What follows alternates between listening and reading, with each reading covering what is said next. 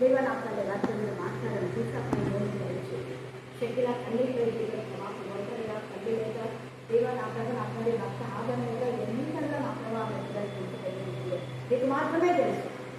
అనేక సార్లు వాళ్ళ ఇంట్లో పెట్టిన ప్రార్థన మీరు జ్ఞాపకం చేస్తూ ఇంతవరకు మీరు నడిపించి అద్భుత రీతిగా పొలం విషయంలో మీరు అద్భుతకారం చేశారు. పాస్బుక్ వచ్చారు ఇచ్చారు. దేవ ఆన్లైన్లో కూడా ఎక్కిస్తున్నందుకు మేము ఇస్తున్నాము. అర్ధరాత్రి అడ్డుకోవాలన్నీ కూడా వెళ్ళాయి. దేవ ఆన్లైన్లో వాళ్ళు ఎక్కువగా తీసుకోకుండా నా ప్రభావ నా తల్లి దేవ తక్కువ ఆన్లైన్ చేయడానికి నాకు ఎలాంటి చీటింగ్ చేయకుండా మీకు విశ్వాసాన్ని అర్థంగా వాడి ద్వారా నాకు విశ్వాసం ఆర్థిక సహాయం మీరు అందించారు ప్రభావ. మరి చిన్నబాబులు మా ప్రభావ చిన్నబాబులు మీరు జ్ఞానాత్మక ఉద్యోగం బట్టి మీకు ఎంతగానో స్థితికి నోరిని కూడా మాట్లాడి ఇతరులకి బలపరచమని దేవ శక్తి నా తల్లికి మీరు తెచ్చమని ఏ విధంగా ప్రార్థిస్తున్నాం తండ్రి. ఆమేన్.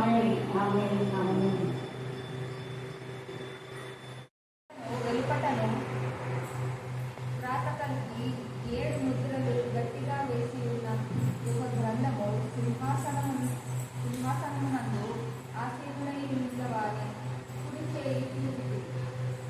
మరియు దాని ముద్రలు తీసి ఆ గ్రంథము విప్పుటకు యోగ్యుడైన వాడెవడను. బలిష్ఠుడైన యొక్క దేవదూత బిగ్గరగా ప్రచురింపగా అయితే పరలోకమందు కానీ భూమి మీద కానీ భూమి క్రింద కానీ ఆ గ్రంథము విప్పుటకైనను చూచుటకైనను ఎవరికి శక్తి లేకపోయాను. ఆ గ్రంథము విప్పుటకైనను చూచుటకైనను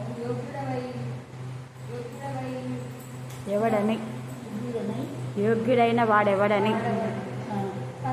కనబడనందున నేను బహుగా ఏడ్చుకుండగా ఆ పెద్దలలో ఒకడు ఏడువకు, ఇదిగో దావీదుకు శిశువులై యూదా గోత్రపు సింహము 7 ముద్రలను తీసి ఆ గ్రంథమును విప్పుటకై జయము పొందెదనని నాకు చెప్పాడు. చాలు అది యెహోవా సెలవిచ్చినదేమనగా, మోయాబు 3 సార్లు 4 సార్లు చేసిన దోషములను బట్టి నేను తప్పకుండా దానిని శిక్షించు. ఏలైనగా వారు ఏదోము రాజు ఎముకలను కాల్చి సున్నం చేసిరి. మోయాబు మీద నేను అగ్ని వేసేదను, అది కెరీయోతు నగరులను దహించి వేయు. గొల్లును రణకేకలను బాకానాదమును వినబడుచుండగా మోయాబు చచ్చును. మోయాబీయులకు న్యాయాధిపతి ఉండకుండా వారిని నిర్మూలం చేసేదను. వారితో కూడా వారి అధిపతులనందరినీ నేను సంహరించెదనని యెహోవా సెలవిచ్చుచున్నాడు. యెహోవా సెలవిచ్చినదేమనగా, యూదా 3 సార్లు 4 సార్లు చేసిన దోషములను బట్టి నేను తప్పకుండా వారిని శిక్షించును. ఏలైనగా వారు తమ పితరులను అనుసరించి అబద్ధములను చేపట్టి మోసపోయి యెహోవా ధర్మశాస్త్రమును విసర్జించి ఆయన విధులను గైకొనకపోయిరి. యూదా మీద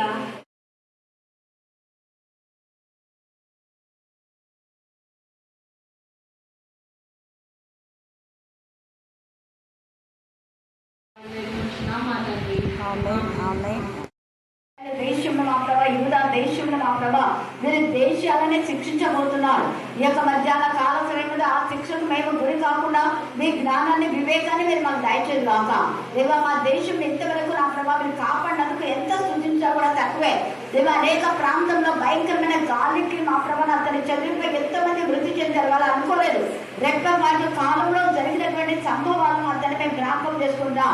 రెక్కపాటి కాలంలో అనేక మందిని అతని ఫ్లైట్ ద్వారా ట్రైన్ ద్వారా నా ప్రభా కార్ ప్రమాదంలో దేవ బైక్ ప్రమాదంలో నా ప్రభా నా తల్లి పడవ ప్రయాణంలో దేవ నా తల్లి ఆయా విధమైన వెహికల్ నా తల్లి ప్రయాణిస్తున్నప్పుడు ఎంతగా రెప్ప మాటలు నా తల్లి వారికి మృతి చెందిన్నారు ప్రభా నా తల్లి. వారు ఎందుకు మృతి చెందారని ప్రశ్నించే హక్కు మాలో ఎవరికి లేదు. దేవాది నీ శిక్ష కావచ్చు, నీ మేలు కోసమే కావచ్చు నా ప్రభా, నీ ఇంటి భయభక్తి గల బిడ్డల్లో దైవికంగా మీరు కొనుక్కోవడమే కావచ్చు ప్రభా. అయితే మిగిలిన శేషం మా తండ్రి మీరు వేడుకోండి అని మీరు సెలవించారు. ఈ మధ్యాహ్న కాలంలో మిగిలిన శేషమైన మేము మా ప్రభా మా జీవితాలు నా ప్రభా ఆత్మార్పణ చేసుకొని ప్రాణాత్మ దేహంలో మీకు సమర్పించి మా ఆత్మ మీ ఆత్మతో కలిసి నేను మహిమపరచులాగున మా జీవితాలు సెట్ చేయమని ప్రార్థిస్తున్నాం. జ్ఞానం కలుగుతామని ప్రార్థిస్తున్నాం. ఆత్మల భారం కలుగుతామని ఆత్మల వేదన కలుగుతామని ప్రార్థిస్తాం. ఆత్మల ఆసక్తి కలుగుతామని ప్రార్థిస్తాం. ఆత్మల తృప్తి కలుగుతామని ప్రార్థిస్తాం. ఆత్మ ఆనందం దయచేయమని ప్రార్థిస్తాం. ఆత్మ నేత్రం తెరవండి. ఆత్మ ప్రత్యక్షం దయచేయండి. ఆత్మ బలంతో ముందుకు సాగా దాయిచుండాలి. స్తోత్రం. దేవ ఆత్మ బలం ద్వారా అపవాదిని అందరూ ఎదిరించే శక్తి దాయిచమని ప్రార్థిస్తున్నాం.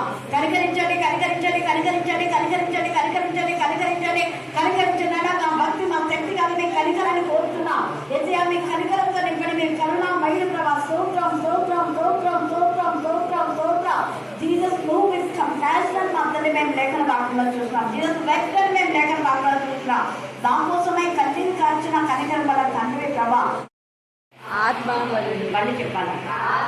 మళ్ళీ చెప్పాలా? అదేంటబ్బా ఆత్మ బలులను మీరు అనుకోవచ్చు. ఆత్మను ఎలాగా బలు చేయాలి అని అనుకోవచ్చు. ఏంటి అక్కడ అర్థం అంటే, తండ్రి అయిన దేవుడు మరి ఎన్నిసార్లు ఆత్మ జలముల పైన అల్లలాడుతుందంట. ఎక్కడ అల్లలాడుతుంది? మళ్ళీ చెప్పాలి. జలముల పైన అంటే జలాలు కొంచెం ఉన్నాయా? ఎన్ని ఉంటాయి? మొత్తం ఈ ప్రపంచం అంతా ఒకప్పుడు అంతా జలాలతోనే ఉంది. ప్రపంచం అంతా జలాలతోనే ఉంది. ఏమి ఇల్లు లేవు, భూమి లేవు, ఏది లేదు, మొక్కలు లేవు, జంతువులు లేవు, ఏమి లేవు. ఆ జలములలో జలచరాలు ఉన్నాయో లేదో మేబీ మనకు తెలీదు. బట్ జలముల పైన అంటే ఇంత ప్రపంచం అంతలో ఉన్న జలాల పైన తండ్రి అయిన దేవుడు అల్లలాడుచున్నాడు అనే మాట అర్థం ఏంటంటే ఎంతో ఆనందంతో సంతోషంతో గంతులు వేస్తున్నాడు. జలముల పైన ఆనందంతో ఉన్నటువంటి తండ్రి అయిన దేవుడు ఒక ఆలోచన వచ్చింది. అప్పుడు ఆయన ఆకాశం చేశాడు. ఆకాశం చేసిన చాలా సంబంధం ఆకాశంలో ఒక సభను ఏర్పాటు చేసింది. మొట్టమొదట తండ్రి అయిన దేవుడు మాత్రమే, తండ్రి కుమార పరిశుద్ధాత్మకి ఎవరు దూతలు గీతలు ఎవ్వరు లేదు.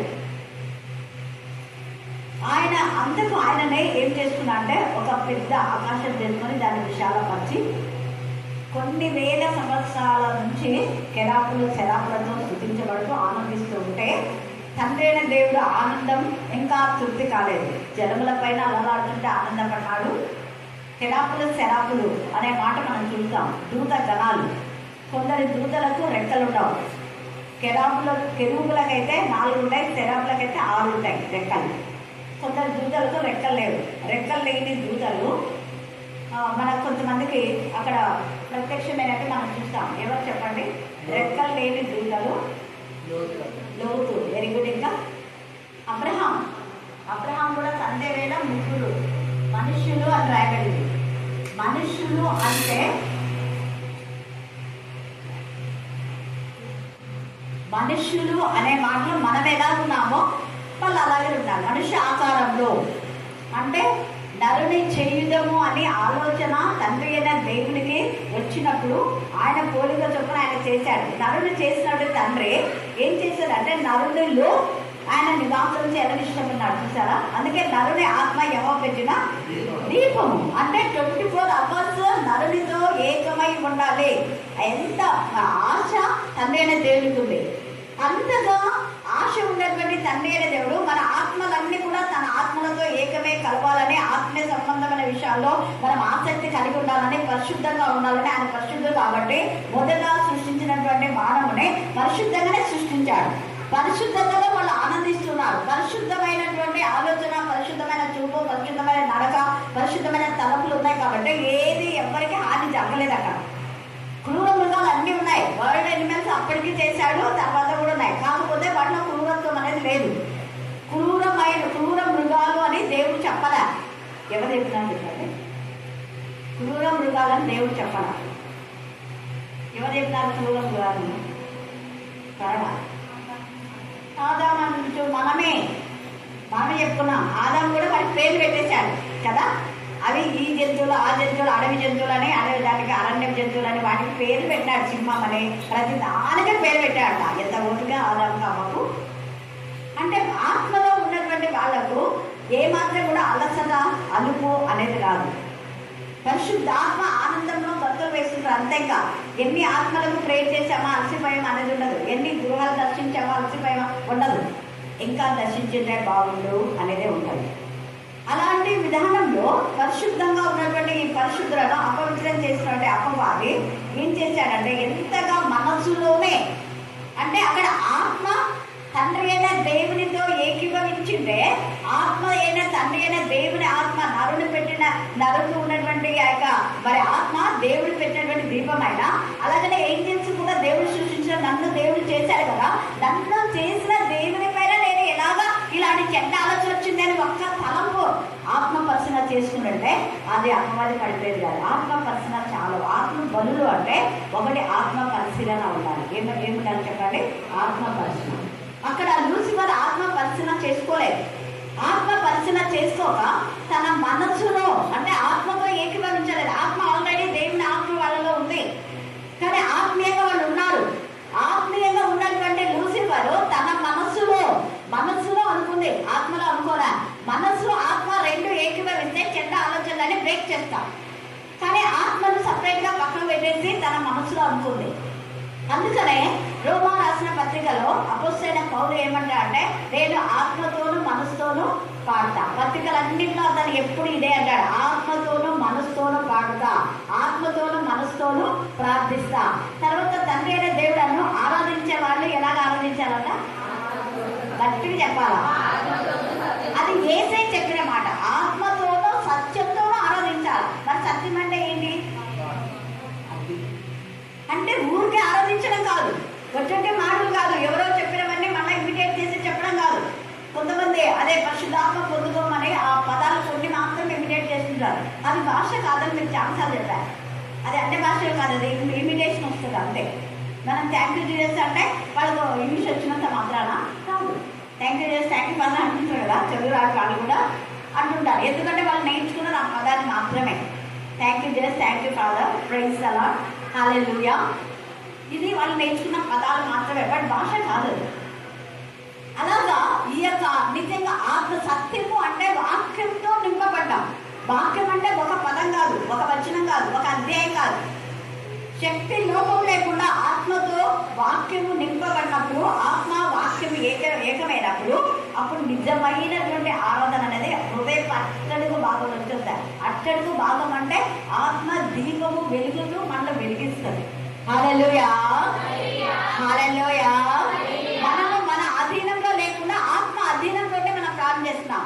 రోమా 8:26లో మనం ఎలాగో ప్రార్థన చేయాలో మనకు తెలియదు, కానీ ఆత్మ తానే ఉచ్చరింపశక్యం కానీ మూలుగులతో మన ఆత్మతో కలిసి ఎంత తేడా ఉంది. అది బాగా ధ్యానం చేయండి, దేవుడి మీద మాట్లాడతాం.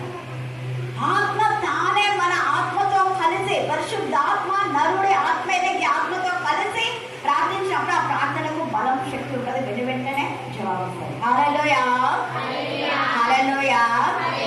ఆత్మ బలులు అంటే ఆత్మ సమర్పణ. మన ఆత్మను దేవుని ఆత్మతో కలిసి సమర్పించుకోవాలి. సమర్పణ జీవితం. సమర్పణ లేదు ఇక్కడ లూసిఫర్కు, అందుకనే పడిపోయాడు వాడు. ఈ యొక్క మధ్యాహ్న కాల సమయంలో మన ప్రాణాత్మ దేహములను దేవునికి సమర్పించడమే ఆత్మ బలులు అంటే. ప్రాణాత్మ దేహములు అంటే మనకి ఏది ఎక్కువ ఇష్టమో వాటన్నింటినీ మనం దేవుని కంటే ఎక్కువ ప్రేమించకూడదు. తక్కువే కావాలి, ఏవైనా తక్కువే. ఫస్ట్ ప్రయారిటీ దేవునికి ఇవ్వాలి. మన ప్రాణం మనకి ఎంత ప్రీతికరమో దేవుని వాక్యం అంటే అంత ప్రీతి ఉండాలి. చల్ల నీళ్ళు తాగడమో లేకపోతే బాగా దాహమైనప్పుడు ఏదైనా చల్లటి జ్యూస్ తాగాలని ఒక తపన, ఒక తృష్ణ మనకు ఖచ్చితంగా వస్తుంది. వితౌట్ ఒక నాలెడ్జ్ మనకు తెలియకుండానే వచ్చేస్తుంది. కుండ నీళ్ళు అనేదో నేను వెళ్ళినప్పుడు కుండ నీళ్ళు బాగుంటాయి చదవండి తాగలండి మా ఆంటీ అంటే ఇప్పుడే తాగొచ్చిన అంటే నేను చెల్లి వాళ్ళ ఇంట్లో అని చెప్పాను. ఎందుకు ఆ మాట చెప్తున్నానంటే ఎంత ఫ్రిడ్జ్ వాటర్ అయినా కూడా కుండ నీళ్ళు ఒక విధమైన రిలాక్స్ మనకి ఇస్తాయి అని. హల్లెలూయా, హల్లెలూయా. మనం కుండ అంటే చాలా చీప్గా అనుకుంటాం, కానీ ఇప్పుడు కుండకు చాలా విలువ అయిపోయింది. ఎట్లా చెప్పండి? ఇప్పుడు కుండకు ఒకప్పుడు అంత విలువ లేదు, ఇప్పుడు కుండకు విలువ ఎక్కువైపోయింది. ఎందుకు? ఎండకు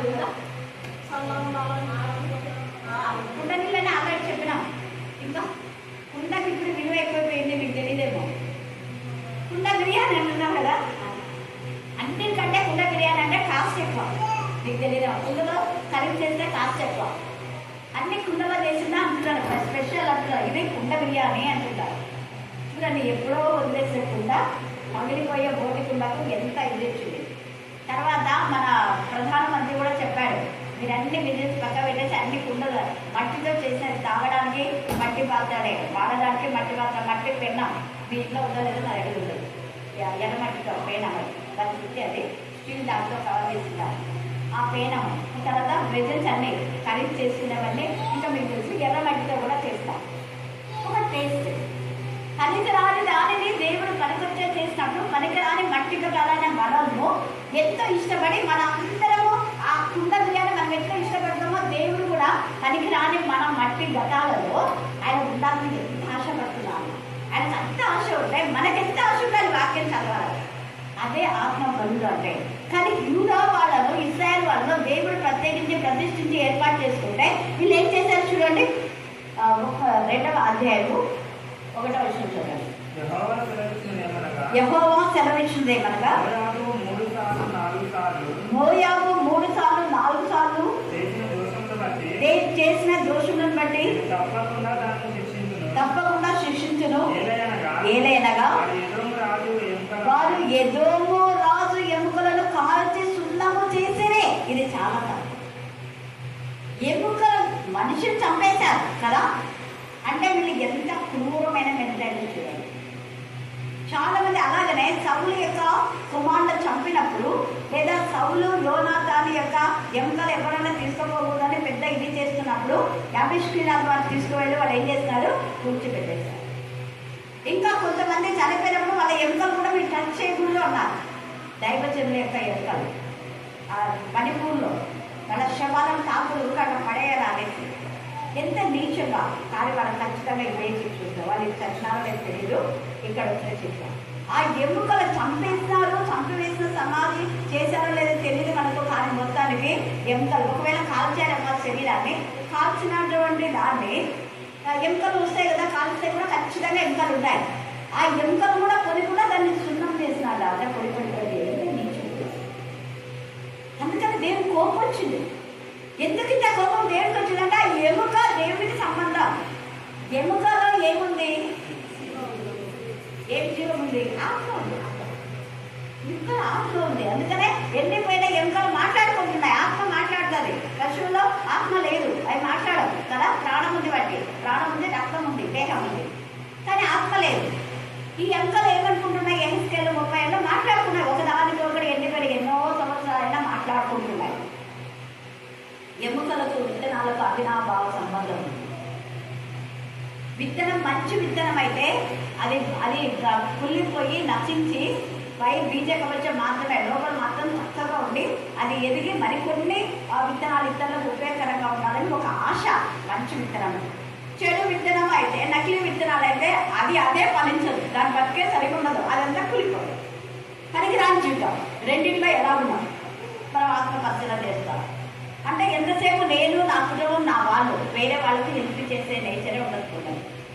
అది వీళ్ళకి సంబంధించిన వాళ్ళంటే వాళ్ళ ఎదురు రాజు యొక్క ఎముకలు కూడా పొడి చేశారంటే వాళ్ళు ఎంత స్వార్థపరులుగా ఉన్నారు. అందుకే దేవుడు ఖచ్చితంగా నేను శిక్షిస్తాను అని అంటున్నాడు. తర్వాత అన్నాడు కదా, అది కెరీయొత్తు నగరులను దహించి వేయరు. అంటే కెరీయొత్తు వాళ్ళకి సంబంధించి వాళ్ళకు ఏకీభవించున్నది. ఎవరైతే పాపంతో ఏకీభవిస్తారో వాళ్ళని కూడా, తప్పుడు చేసే వాళ్ళతో ఏకీభవిస్తారో వాళ్ళని కూడా, తప్పుడు సలహాలు ఇస్తారో వాళ్ళని కూడా, పాపం చేయడానికి ప్రేరేపింప చేసే వాళ్ళని కూడా, చేసే వాళ్ళకి శిక్ష, చేయించే వాళ్ళకి శిక్ష, చేయడానికి ఆలోచన చెప్పే వాళ్ళకి శిక్ష, ఇవి ఉన్నాయి. అందుకని ఇక్కడ కెరీయొత్తు అలా చేయలేదు. కానీ వాళ్ళకి సంబంధించిన వాళ్ళు అందుకనే దహించి వేయును. గొల్లును, రణకేకలను, బాకానాదమును వినబడుచుండగా మోయాబు చచ్చును. భయంకరమైన సాగు మోయాబుకు వస్తుంది. తర్వాత మోయాబీలకు న్యాయాధిపతి ఉండకుండా వారిని నిర్మూలన చేశారు. అంటే మోయాబీల పక్షంగా ఇంత జరిగింది, దీనికి ఎవరైనా న్యాయం చెప్పండి అని కోర్టుకు పోయే వాళ్ళు చెప్పేవాళ్ళు ఎవరు ఉండాలి? న్యాయాధిపతులే ఉండాలి. వీళ్ళు బాగా అయిందిలే అనే వాళ్ళే ఉండాలి. వీళ్ళ పక్షంగా నిలబడే వాళ్ళు ఉండాలి. తర్వాత చూడండి, వారితో కూడా వారి అధిపతులందరినీ నేను సంహరించాలని యెహోవా ప్రతిసారి తండ్రి అయిన దేవుడు పాత నిబంధనలో కొత్త నిబంధనలో సేమ్ చెప్తున్నాడు. అధిపతులు రాజులు, అధిపతులు వీళ్ళ రాజులు చేయడానికి రాజులు తప్పు చేశారు అనుకో మేబీ, కానీ అధిపతులు, రాజులు, అధిపతులు కలిసి దేవుడికి విరోధమని చేస్తే మొత్తం ఉగ్రత. తర్వాత 4వ వచనంలో ఏమంటున్నా అంటే యూదా 3 సార్లు 4 సార్లు చేసిన దోషం బట్టి నేను తప్పకుండా వారిని శిక్షించును అని ఎందుకు అంటున్నా అంటే, యూదులు దేవుడికి ఇష్టమైన జనాంగం, ఆయన స్వాస్థ్యం, ఆయన సక్రియ సంపాద్యం. ఇశ్రాయేలును దేవుడు ఏర్పాటు చేసుకున్నాడు, ప్రత్యేకించాడు, ప్రతిష్ఠించాడు, వారికి ఎన్నో మేలు చేసినారు. మర్చిపోయినా చేసిన మేళ్ళను మర్చిపోయిన విశ్వాస ఘాతకులు కూడా ఇదే శిక్ష వస్తుంది. గుర్తుపెట్టుకో, దేవుడు చేసిన మేళ్ళను మర్చిపోయారేమో ఎప్పుడు మనం. నేను మొన్న పోయినప్పుడు చాలా చాలా సంవత్సరాలుగా చదవని వాళ్ళని కలిశాను, చెప్పాను కదా. రీసెంట్గా కూడా మళ్ళా మగ్ధలేని ఆంటీని, ఆంటీ ఇంటికి 15 సంవత్సరాలు అయితే పోయి ఆంటీ దగ్గర వేసారు. ఆంటీ మళ్ళీ ఇంట్లో ఆమె దగ్గర వేసి అక్కడ 10 ఫ్యామిలీస్ దేవుడు తీసుకుంటాం. దేవుడి యొక్క కృప కారణం ఏంటంటే దేవుడి యొక్క ప్రేమ మనల్ని అలాగా నడిపించేస్తుంది. అలాగే శాంతపురంలో చాలా సంవత్సరాలు నేను ఇక్కడ వాటి పరిచయం చేసి మళ్ళీ రీసెంట్గా పాస్టమతో కలిసి ఎంత ప్రేమ పాస్టమో ఆమె ప్రేయర్ చేయమంటే అక్కడ నేను అనేది వేరమ్మా చేయాలి అని మళ్ళీ వాళ్ళ ఇంట్లో పోయిన తర్వాత కూడా చేయమని చెప్పినాను. అది ఇదేంటంటే అన్నీ గుర్తు చేసింది ఆ పాస్టమ్. అక్కడ చిన్నప్పుడు మీరు గురువారపేటకు వచ్చేవాళ్ళు, నేను చిన్నగా మీతో పాటు మేము ఎట్లంటే ఇక్కడికి వచ్చేవాళ్ళు గుర్తుందా అని నాకు గుర్తు చేస్తుంది. పిల్లలు ఇంజనీర్ చదువుతున్నారు, ఎంత విధంగా నేను అన్నా ఇలాంటి వాళ్ళు ఉంటే గురువు బాగుపడేది అని. హల్లెలూయా, హల్లెలూయా. ఎందుకు నేను మాట చెప్తున్నా అంటే, ఆత్మ విషయంలో మన దేవుడు చేసిన మేము ఎప్పుడు ఎట్టండి మరొకరు యూదా మర్చిపోయింది.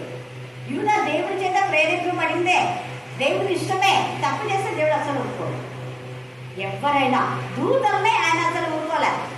మొదటి పేతుల్లో దూతలు కూడా ఆయన ఏం చేశాడు, కట్టిగా దీనములలో వేశాడు. తాను చేసిన దూతలే, కానీ వాళ్ళు దేవుడికి విరోధంగా ఆలోచన చేశారు కాబట్టి ఆత్మ కలుషితమైపోయింది.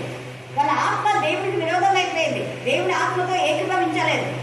ఆత్మ కలుషితమైపోయింది కాబట్టి కలుషితమైన ఆత్మను దేవుడు దురాత్మల సమూహం అన్నాడు.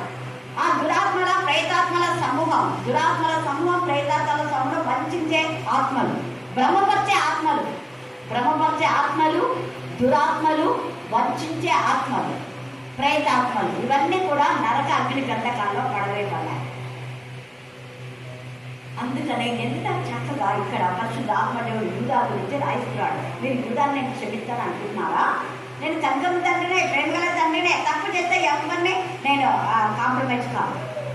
అందుకే యూదా చేసినటువంటి 3 సార్లు 4 సార్లు దోషములకే దేవుడు ఖచ్చితంగా శిక్షిస్తే, మరి మనం ఎన్ని దోషాలు చేసామో ఒకసారి ఆత్మపరిశీలన చేసుకున్నాం. మన దోషాలని గుర్తు చేసుకోం, కానీ దేవా నాకెందుకు ఇది రాలే, అది రాలే, నా ప్రార్థన జవాబు లేని అని ఏడుస్తున్నాం. మన రీసెంట్గా ఒక కదే అన్న అసలు దేవుడు ప్రశ్నించాకు లేదమ్మా అంటాను. పిల్లల కోసం ఎంత ఏడుస్తుందంటే శైలజ ఇక్కడికి వచ్చింది బెంగళూరు నుంచి, అంతా ఊహిస్తుంది పిల్లలు. నేను అన్ని ఏది చదవమంటే అదే చదువుతున్నాను కదా, మీరు చదవమంటే ఆంటీ చదువుతున్నాను కదా అంటుంది. ఇంకా ఏముందో తెలియదు కదా. ఆత్మపరిశీలన చేసుకోవాలి. ఒకవేళ నువ్వు కరెక్ట్గా ఉండొచ్చు, నీ భర్తలో రైట్ మైండ్ లేదేమో, ఇద్దరు ఉండాలి. ఇద్దరు ఏకీభవిస్తేనే దేవుడికి మహిమకరంగా, 2 ఆత్మలు ఏకీభవిస్తే దేవుడు ఖచ్చితంగా ప్రార్థన వింటాడు. కాబట్టి కొన్నిసార్లు భార్య వైపు ఉండొచ్చు తప్పు, భర్త వైపు ఉండొచ్చు. అభిమేలకు తప్పును బట్టి భార్యలో తప్పు లేదు కదా, చేసిన తప్పెవరు? అభిమేలకు. కానీ 20వ అధ్యాయం మనం చూస్తే ఆదికాండంలో ఎంత చక్కగా వాళ్ళ గర్భాలన్నీ మూసేశారు. మళ్ళా తప్పు ఒప్పుకున్నప్పుడు వాళ్ళ గర్భాలు తెచ్చారు. హల్లెలూయా, హల్లెలూయా, హల్లెలూయా. అలాగా యూదా వాళ్ళు తమ యొక్క తప్పును బట్టి దేవుడిని శిక్షిస్తాను అని చెప్తాడు. వీళ్ళు దేవుడు ఎంతగా భయంకరమైన ఇనుప కొలిమిలో నుంచి, ఆ యొక్క దాసత్వంలో నుంచి, ఐగుప్తు దాసత్వంలో నుంచి తీసుకొని వస్తే వాళ్ళు మర్చిపోయి విశ్వాస ఘాతకులయ్యి దేవుడికి విరోధంగా ఏం చేస్తున్నారు వాళ్ళంటే, వాళ్ళ పితరులు అనుసరించిన అబద్ధములు చేపట్టి పితరులు ఏం చెప్తే అది వింటారు. ఈ మధ్యాహ్న కాలంలో మీ అమ్మ నాన్న ఏం చెప్తే అది వింటున్నారా? దైవికమైన మీద లేదా అత్తనో మామనో ఎవరో తప్పుడు బోధన చేస్తే వాటికి ఇళ్ళైపోతున్నారేమో, లేదా పిల్లలు చెప్పే అబద్ధాలను వింటున్నారా? మీరు పిల్లలు చెప్పే మాటలు విని దేవునికి దూరంగా అయిపోతున్నారేమో, విశ్వాస ఘాతులు అయిపోతున్నారేమో ప్రశ్న వేసుకోవాలి. ఇక్కడ పితరుల యొక్క అబద్ధములను పట్టి చూడండి, చేపట్టి మోసపోయి యెహోవా, ఒకటేమో అబద్ధములను బట్టి వాళ్ళు మోసపోయారు, రెండవది ధర్మశాస్త్రం విసర్జించారు, మూడవది ఆయన విధులను కైకోలేదు, రెండవది, అందుకనే యూదా మీద నేను అగ్ని వేసేదను, అది యెరూషలేము నగరును దహించిపోయేది. ఎంత బాధ! యూదా వాళ్ళు చేసినటువంటి దానికి ఒకవేళ యెరూషలేములో వేరే మిశ్రిత జనాలు కూడా ఉండి ఉండొచ్చు కదా, అమోరీలు ఇంకా వేరే వేరే వాళ్ళు వలస వచ్చి ఉన్నారు కదా, వాళ్ళు కూడా ఇచ్చేస్తుంది. కారణం యూదా దగ్గరికి వచ్చినారు. ఒకవేళ అదే గురువుల కంటే గురువులో దేవునికి విరోధంగా చేసేవాళ్ళని బట్టి మిమ్మల్ని అందరూ నేను ఏకంగా శిక్షించబోతున్నానంటే భయంకర పరిస్థితి. ఇక్కడంతా ఇప్పుడు దేశాల గురించే దేవుడు మాట్లాడుతున్నాం. మన అనుదిన వరుస క్రమంలో మనం ఏది ధ్యానిస్తామో అదే జరుగుతాయి. ఇప్పుడు దేశాలకి అన్ని సంపరీక్షలు చేసుకుంటున్నాం, అవునా కదా? దేశాలే మాట్లాడుతున్నాయి. అన్ని దేశాలు కలిసి మళ్ళీ ప్రపంచ యుద్ధానికి అని ఆ యూదా దేశం మీదకే వస్తారు. అందరూ ఏకమైపోతారు. యూదా దేశం మీదకి అందరికీ గడ్డి పెంచుకుంటారు, అందరికీ అసలు, అందరికీ ద్వేషం, అందరికీ కక్ష. ఇప్పుడు కొన్ని దేశాలు నిద్ర దేశాలు, భారతదేశం అన్ని కొన్ని. అయితే అవన్నీ కూడా మళ్ళా యూదా దేశం ఇస్రాయల్ దేశం మీదకి కక్ష ఉంచుకుంటారు. మావోగు అని అందరూ కూడా ఏకమైపోతారు. దేవుని విరోధులు అందరు శత్రువులు ఒకటైపోతారు. ఆ పరిస్థితి రాకుండా వాళ్ళు దేవుడికి భయపడి నిలబడాలి, పశ్చాత్తాపడాలి. దేవుడు పశ్చాత్తాపడితే ఖచ్చితంగా క్షమిస్తారు. అందుకే మీరు వారి వైపు తిరగకూడదు, వాళ్ళే మీ వైపు తిరగాలి. తర్వాత మీరు నా వైపు తిరిగిన ఎలా నేను వెంటనే మీరు నాకు కాపాడతారు కదా అంటున్నాను. రోమా 12వ అధ్యాయం 1-2-3 వచ్చినాయి. రోమా 12:1-2 వచ్చినాయి.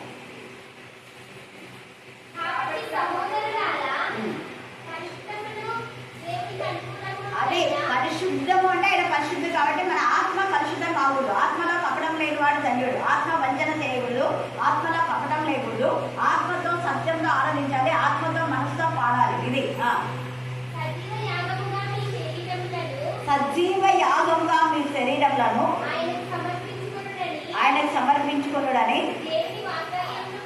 దేవుని వాక్యమును బట్టి బతిమాలుకుంటున్నాడు. ఇక్కడ ఉత్తమంలో అనుకూలమైన దేవుని చిత్తమైన తెలుసుకోనండి.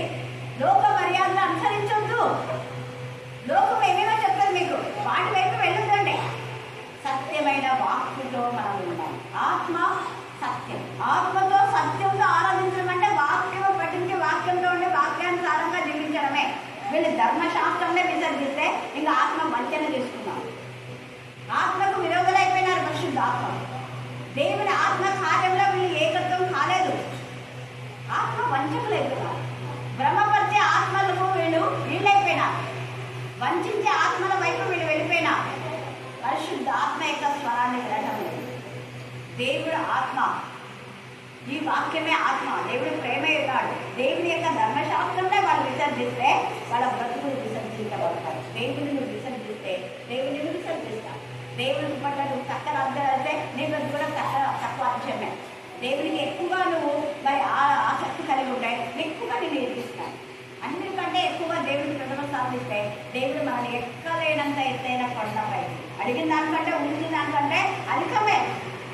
నేను కేవలం మా చెల్లి ఫోన్ చేస్తే అక్క వస్తున్నామంటే అవునమ్మా ఈరోజు వస్తున్నా, మీరు అంటే ఆంటీ వీళ్ళు దర్శించాలి, ఆంటీ చాలా కాల్ చేసింది అన్నాను. నేను ఆంటీ మాత్రమే నేను అంటున్నాను. కానీ దేవుడికి ఎంత మందిని దర్శించగలుగుతారు. అందుకనే మనం జ్ఞాపకం చేస్తాం. మనం అడిగిన దానికంటే ఎక్కువనే చేస్తాం. దేవుడు ఎప్పుడు తక్కువ చేయదు. అయితే మనం ఉత్తమంలో అనుకూలమైన దేవుని చిత్తాన్ని తెలుసుకొని ఆయన చిత్తానుసారంగా అప్పుడు అనిపించింది ఆయనకి ఎంత భారం ఉంది అని, ఎంత భారం ఉంది, ఎంత బాధ్యత ఉంది. అవతల ఆ వ్యక్తులు ఎంత ఆసక్తి కలిగి ఉన్నారు అంటే వాళ్ళు ఎప్పుడు రోజు మనం పండుగ అక్కలు చూస్తున్నారు. ఇంకా ఆంటీ ఉంది మాది మా ఫ్యామిలీని వేయలేదంటే ఆంటీ మీ ఫ్యామిలీతో ఫోటో తీసుకోలేదు, అది తమ్ముళ్ళైతే రాదా అండి, వాళ్ళ కూతురు వేసినాం, మా కూతురు వచ్చింది మళ్ళీ అదే కదా సార్ ఉండేనండి ఆంటీ తిని వీడియో మాత్రమే ఉంది, ఫోటో తీయలేదు పాప, ఈసారి నేను ఫోటో తీసుకొని చెప్తాను, మాకు బ్లెస్సింగ్స్ రావాలి కదా అని అంటే ఖచ్చితంగా అందుకనే స్టేటస్లో మీకు పేరు పెట్టాను సంతోషపడి చూడండి. అంటే ఎంత మనం ఏం చేస్తాం గురించి వాక్యం ఇలాంటి ఇలానే కొంచెం ఒక వాటిని దాన్ని అసలు అర్థం చేయాలి. ఆమె ప్రతి పదానికి పంపిన ప్రతి వాక్యం మీకు రాదు. అందుకే నాకు ఇప్పుడు దాంట్లో కూతురు డాక్టర్ దీంట్లో ఇది మన క్లియర్ ఇస్తుంటాం. మనం బాధ్యత అంటే వీళ్ళ ఇది వాటిగా విన్నాంటే లేదా ఆ విన్నదాన్నే పదే పదే వినాలి. ఎన్నిసార్లు అన్నా వినాలి. క్యాండిల్ పడ్డ వాళ్ళు చాలాసార్లు చెప్పింది నేర్చుకుంటాను, అయినా కూడా నేను వింటాను. ఎన్నో లోతైన విషయాలు ఉంటాయి. మెహందీ పట్టాలంటే క్యాండిల్ పట్టాలి. హల్లెలూయా, హల్లెలూయా. అందుకే ఇక్కడ ఎంత చక్కగా ఆత్మ విషయాల్లో మనం ఎంత ఆసక్తి కలిగి ఉంటామో అంతకంటే ఎక్కువ దేవుడు మన ఆశీర్వదించేవాడని మనకు పరిశుద్ధ ఆత్మదేవుడు మనతో మాట్లాడుతున్నాడు. 1 పేతురు 5వ అధ్యాయం 6వ వచనం చదవండి. 1 పేతురు 5:6.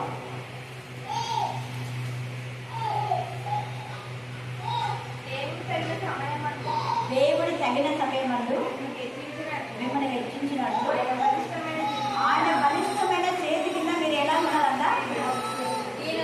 దీన మనస్కులై. నాకంతా తెలుసు, నాకంతా తెలుసు, నాకందరికీ హెచ్చించుకోదు. గర్వంతో మాట్లాడకూడదు, అహంకారంతో మాట్లాడకూడదు. తప్పుంటే హెచ్చరిక చేయాలి, అంతవరకే. ఆత్మ వంచన అంటే పైకి బాగా మాట్లాడి లోపల వంచన అస్సలు ఉండకూడదు.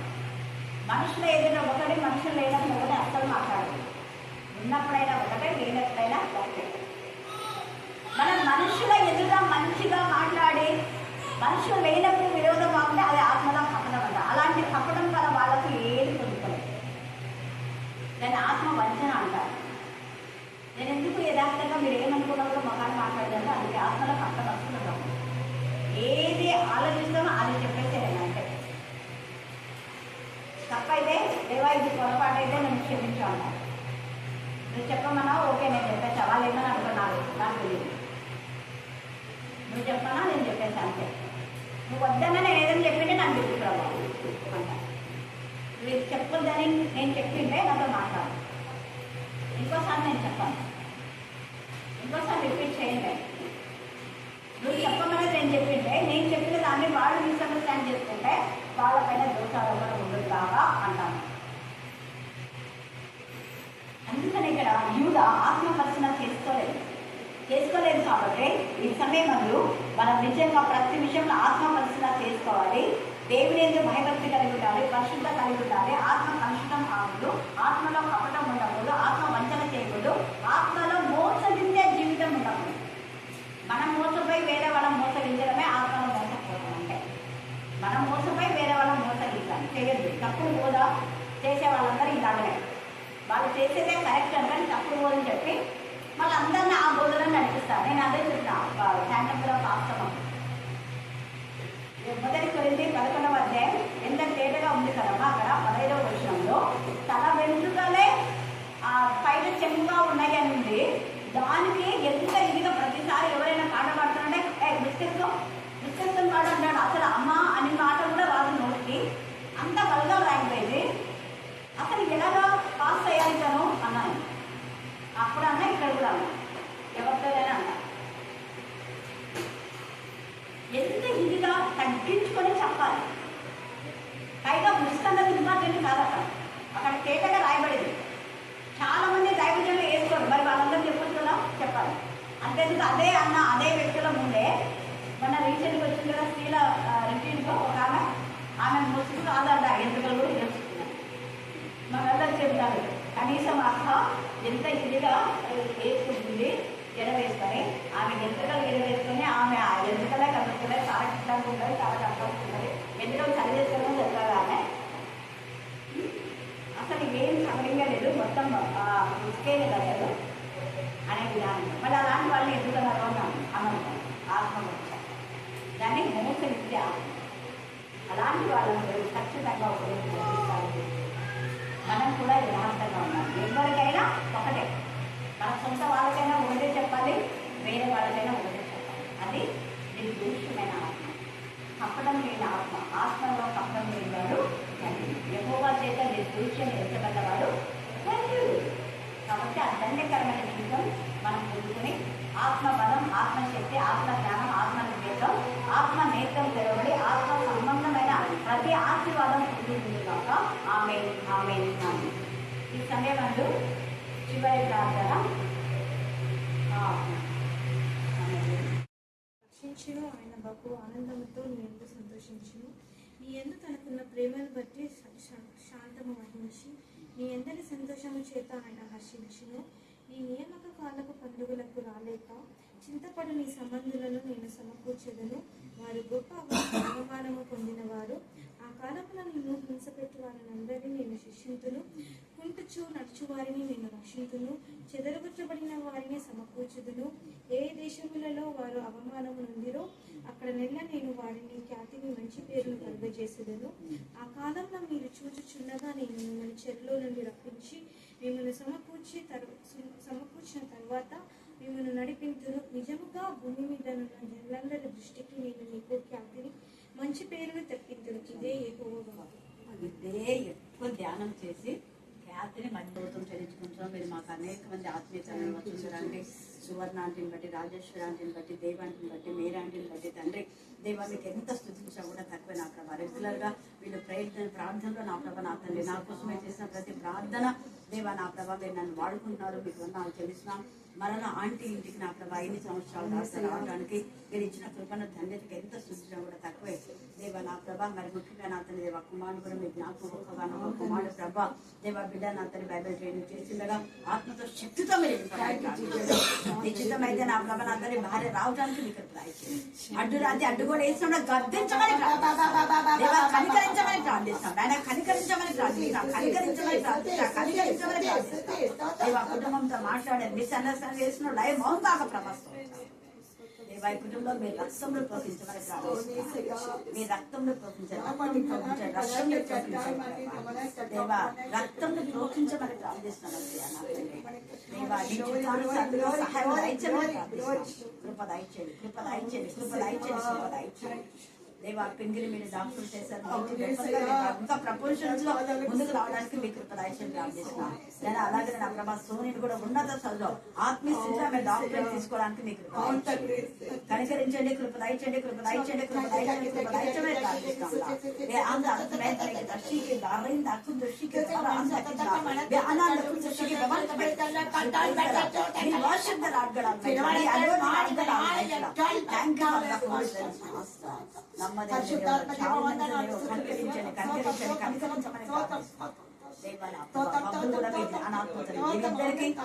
జీవిత పర్యంత వరకు ఏకాత్మ ఏక మనసు ఏకభావం దయచేయండి. ఏకాత్మ ఏక మనసు ఏకభావం దయచేయండి. ఏకాత్మ ఏక మనసు ఏకభావం దయచేయండి. ప్రభా ఏకభావం దయచేయమని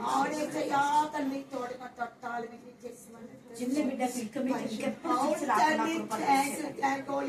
లయపరిచినందుకు నీకు ఇచ్చిన ఇద్దరు బిడ్డ పోషణ వల్ల దేవుడి బిడ్డగా మహిమపరుచుకున్నాను. ఆంటీ కూడా మంగళవారం స్త్రీల కుటుంబంలో పరిశుక్రవారం దేవా మీకు మహిమకరంగా వాడుకుంటాను. సీసీ చర్చి స్త్రీల వాళ్ళందరినీ మీరు ఆస్వాదించమని యేసు నామమున ప్రార్థిస్తున్నాం తండ్రి. Thank you